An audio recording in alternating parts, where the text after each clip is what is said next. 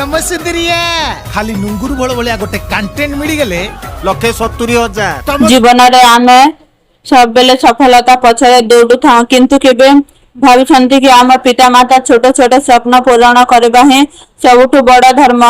नमस्कार दोस्त माने आपण मान देखुछंती चलचित्र चेक रिव्यू रे एवं आज आमे कथा हबा 2025 सबुठु भाव प्रवण Odia film Chardham a journey within विषय रे। ए फिल्म केवल गोटे यात्रा नहे, यह हेउछि भक्ति परिवार एवं मनुष्यर एक सुंदर अनुभूति। तेणु भिडियोटी को शेष पर्यंत देखंतु कारण एही रिव्यू रे मु कहबी फिल्म रो कहानी, अभिनय, संगीत, भावना एवं फिल्म रो कहानी आपण थरे नुहे अनेक थर कंदाई देबो। चारिधाम ए जर्नी विदिन हेउछि एक ओडिया एक्शन ड्रामा फिल्म जहार परिचालन करिसंती तापस सरघरियम।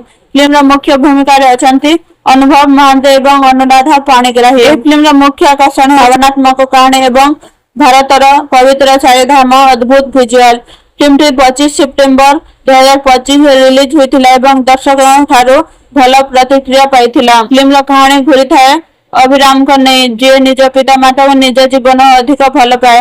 तांको पिता माता शेष इच्छा थाए भारतर पवित्र चारिधाम दर्शन करबा, किंतु से स्वप्न पूरण करबा एते सहज नुहे। अभिराम पाखरे नाही बहुत टंका नाही असुविधा, किंतु अछि असीम भल पाइबा एवं निष्ठा। से निज पिता माता को नै बाहरी पड़े एक दीर्घ यात्रा तांको अनेक समस्या से केबे टंकार अभाव, केबे स्वास्थ्य समस्या और केबे समाजर कठोर व्यवहार, किंतु प्रत्येक कष्ट समय अभिराम मनोबल दर्शक भाव प्रवण करदिए। फिल्म सबुठु शक्तिशाली दिग हेउछि एहार भावना।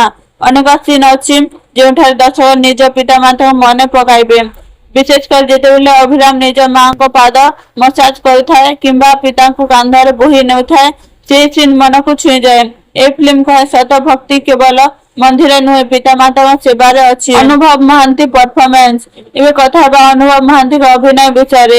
ए फिल्म रे अनुभव तांको कैरियर एक अत्यंत परिपक्व अभिनय दैछंती।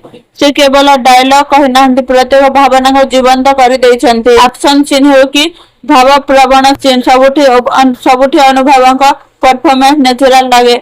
विशेषकर क्लाइमैक्स सीन एठारे तांको अभिनय दर्शक आखिरे लुह आनी दे पारे। अनुराध पाणिग्राही मध्य निज चरित्र भल लागिछंती। तांको एवं अनुभव इमोशन केमिस्ट्री फिल्म को आउ शक्तिशाली करिछि। फिल्म रो संगीत होछि आउ एक प्लस पॉइंट। भजन एवं बैकग्राउंड स्कोर प्रत्येक सीन रो भावना को आउ गभीर कर दैछि।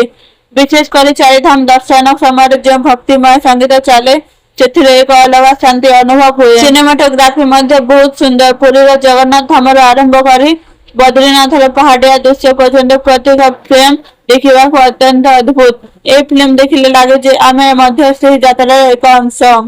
नेगेटिव पॉइंट तथापि फिल्म रा किछि दुर्बल दिग मध्य अछि।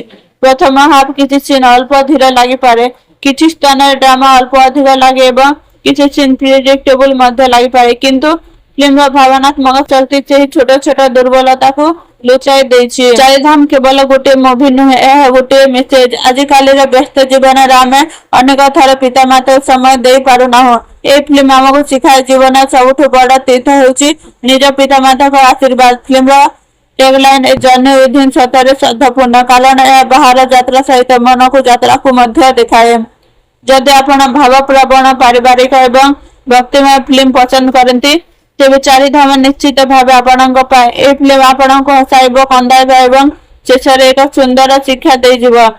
मो तरफरु ए फिल्म को मिलिबो 5.4 स्टार। आपण माने ए फिल्म देखिचंती कि आपण केमिति लागिला कमेंट निश्चय जणांतु।